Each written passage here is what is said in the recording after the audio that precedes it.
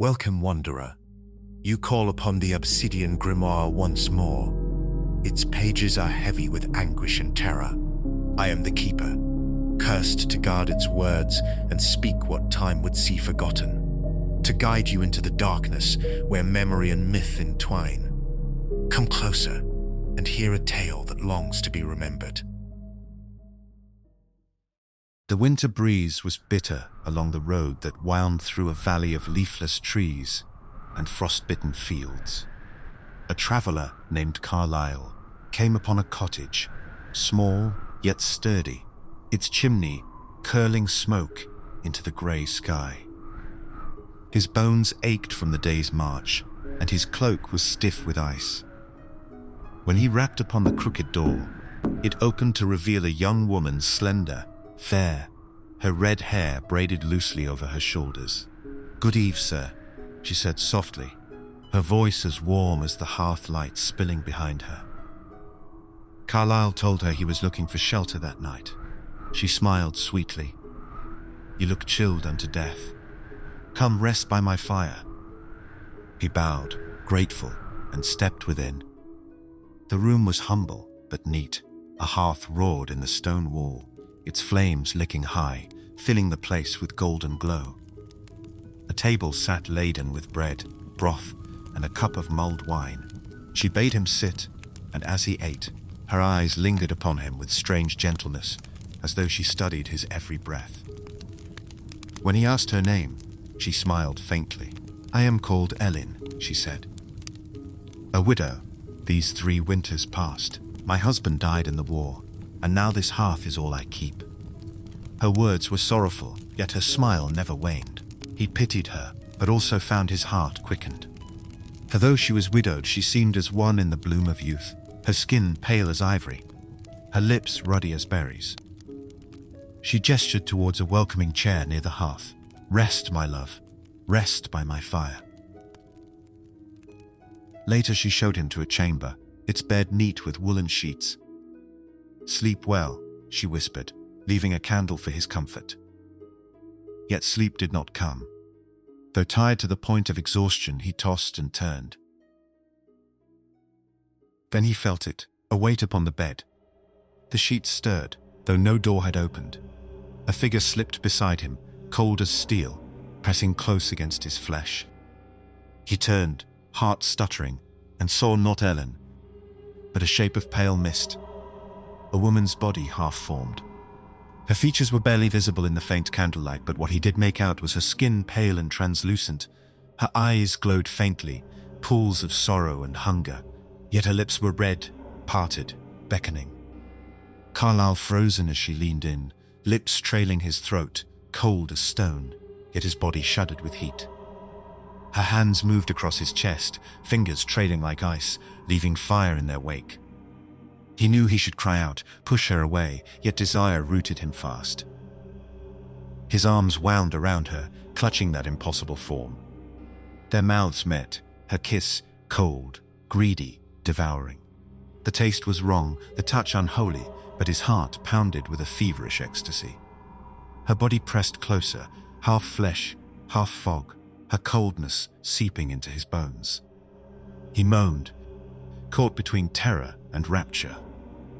In his weakness he yielded, drawing her close until their bodies entwined, and he gave himself over to her fully. In the darkness, they became one. At last she pulled away. In the faint moonlight he glimpsed her face. It was a blur, a mask of sorrow twisted into hunger, something old, empty, rotted by grief. "Am I dreaming?" he whispered. The figure pressed a finger to his lips. "Hush," she breathed. "Only rest, my love," it whispered. He watched her as she disappeared like smoke into the dark. Only then realizing he was shaking, breathless, his body numb where she had touched him. Unsure if he had dreamt it or truly lain with a ghost, he succumbed to exhaustion and fell into troubled slumber. At dawn he stumbled into the hall. Ellen was already at the hearth, stirring the embers. Something troubled him about the flames, but he couldn't quite figure out what. "Your fire is strange," he murmured, still dazed from what happened the night before. She looked up at him, smiling. I felt hands in the night. I fear your cottage is haunted. She laughed softly, though her eyes did not. Nay, sir, it is only weariness. Ghosts do not trouble me here. This hearth is all the life I need. A dream, he told himself. That's all it was. He bid Ellen farewell and continued on his journey. He spent the better part of the day walking the long trek to the valley. On his way into the next village, unease gnawed at him. He walked into the village pub and ordered a pint, hoping it would take the edge off. He told the villagers of the widow who had given him shelter. Their faces turned pale. Ellen, one muttered. The soldier's widow. Sir, you lie. She took her own life years ago. Carlyle's mouth opened, but no words came. The men exchanged uneasy glances, then laughed. I suppose the rumors are true, said the barkeep between chuckles. When the laughter faded, another spoke. That cottage burned down long ago. Carlyle shook his head. I saw it. I was there. I'll bet you did, said a man, and again the room filled with laughter. Carlyle stood silent, feeling the cold edge of their amusement. At last, the barkeep leaned close, his voice low. They say any traveler who finds warmth at her hearth has met the widow's ghost herself. Some say she lures men to her bed. If they resist, she kills them. If they give in, they live. A villager elbowed Carlyle and grinned. Well then, looks like you survived the night, eh? Lucky dog. The laughter that followed sounded less like mirth and more like fear pretending not to be. Carlyle's blood ran cold. He returned to the spot the next day, but found no cottage. Only a ruin, blackened stone half buried in bramble. Yet even as he stared, the faintest glow flickered within the broken walls, like embers refusing to die. He stretched out his hand towards the hearth, but found no warmth.